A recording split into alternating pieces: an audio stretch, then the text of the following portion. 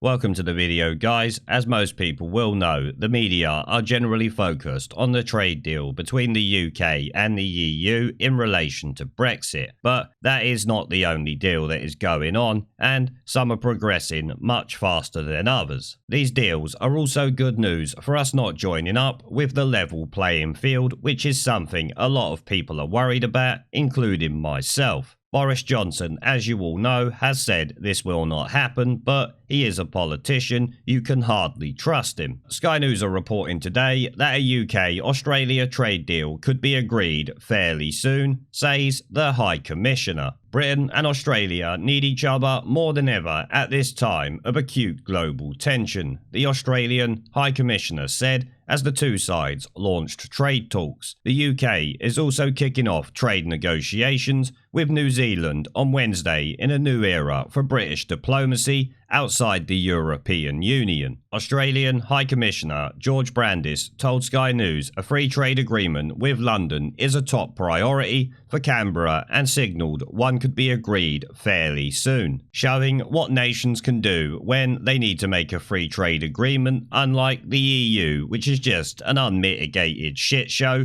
as we have seen over the past few years in relation to Brexit. The bond is more than a business opportunity. It's also about helping one another stand up for shared values like democracy and the rule of law in the face of challenges from rising powers like China, the top diplomat said. Well, the last couple of weeks haven't shown the Tory party to be that good on law and order or the rule of law, so we shall see. At a time when there are tensions in the world that are growing more acute and which have been dramatised and thrown in very stark relief by the coronavirus crisis, the benefit, the importance to each other of like-minded, free-trading, liberal democracies like Britain and Australia has never been greater, the High Commissioner told Sky News. Both countries are part of the Five Eyes Intelligence Sharing Alliance, along with the United States, Canada and New Zealand. It is a forum that looks set to have increased prominence as Western allies struggle against the authoritarian tendencies of rivals like China, Russia and Iran. We live in an increasingly difficult, contested world, and like-minded nations, people who see the world through similar eyes with similar values like commitment to democracy, liberal societies and freedom,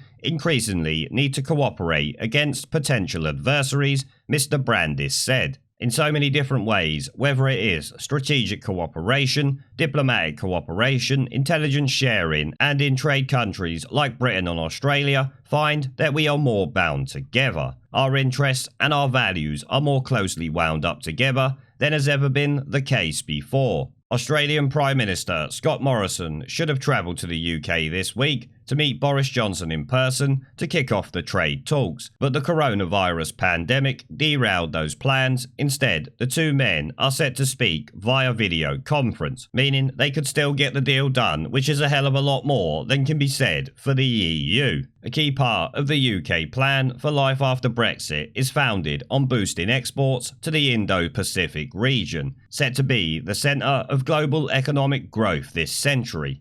Liz Truss, the International Trade Secretary, said UK businesses traded £29 billion in goods and services with Australia and New Zealand last year, which New Zealand is actually the other country that a trade deal is being progressed with quickly that we will take a look at in a moment. Pivoting towards the Asia Pacific will diversify our trade, increase the resilience of our supply chains and ensure the UK is less vulnerable to political and economic shocks in certain parts of the world, she said. We all know what they're referring to there. Now, as I said, when they mentioned New Zealand, we also have trade talks kicking off with them, as is reported here by the Express. Brexit boost. UK launches trade talks with new country as EU talks stall. New Zealand has officially begun talks with the UK on a free trade agreement. The country is one of the first outside the EU and the US to negotiate with the UK. Trade discussions for Brexit have been thrown into chaos lately, as we already know, as well as geopolitical tensions making discussion difficult. The welcome news of the trade talks with New Zealand was confirmed on Wednesday. New Zealand's Minister for Trade and Export Growth, David Parker, hailed the news in a statement.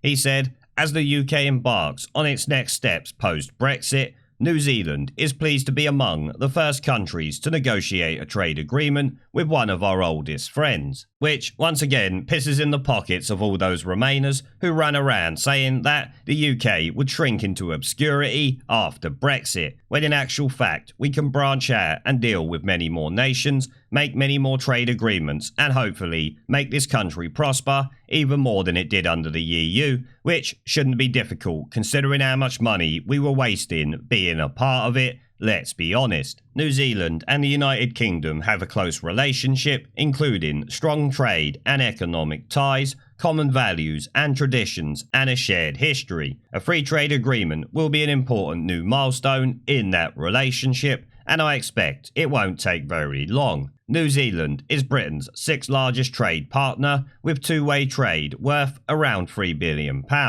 According to New Zealand's Ministry of Foreign Affairs and Trade, UK government models estimate that a free trade deal could raise New Zealand's gross domestic product by $1 billion. The model also holds that New Zealand exports to the UK could grow by 40%, and UK exports to New Zealand in turn would raise by 7.3%. Parker also indicated that in addition to removing trade tariffs, the talks would aim to find new approaches to achieve the lift of non-tariff barriers. These talks would also include looking at streamlining customs procedures and regulatory cooperation. So, if we are going to have regulatory cooperation with New Zealand, that could well put the level playing field out of action because we wouldn't be able to sign up for it, as you all know. If we change any of our regulations to them or adopt a few other ones, the EU will shit the bed and start moaning about it. Boris can tell him to bugger off, and that will be the end of it. If, of course, he has the bollocks to do it, which is a big if. Always remember that. But the more trade deals we do with various different countries certainly makes the level playing field the EU want much less likely, because we wouldn't be able to sign up to it anymore without the EU changing its laws, which I doubt it's going to do. Parker added, in the post-Brexit environment, it makes more sense than ever for us to be working together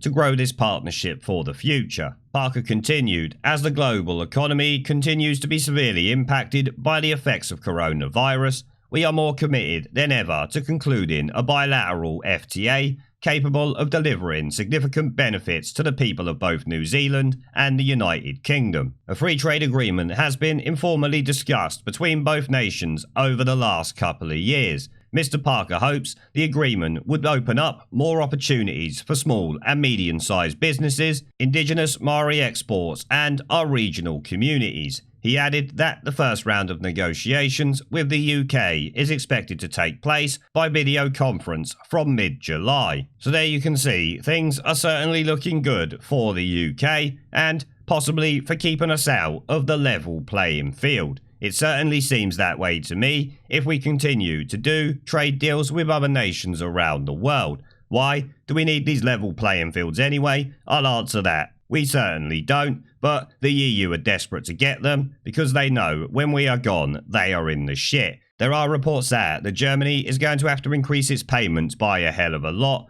once all this is done, just to keep the EU budget going, which is obviously not good. Why do you think they're trying to essentially keep us in the European Union? They know the people of Germany are not going to be very happy with that. Let me tell you. The government needs to keep banging out different trade deals with other countries, not only to help the UK economy grow, but to stop our reliance on certain nations in case shit shows like we've seen occur over the last few months start to happen again. Now, as always, I want to say a massive thank you to everyone who supports the channel, and my other social media links are down in the video description if you want to come and support me on Twitter, BitChute, and a variety of other platforms, including my second YouTube channel. As I said, all links are down in the video description. There is a pattern consistent throughout history of oppressed people turning on the oppressors, slaves against their owners, the peasantry against the feudal barons, colonies, Mr. Verhofstadt, against their empires. And that is why Britain is leaving. And it doesn't matter which language you use, we are going, and we are glad to be going. We're off.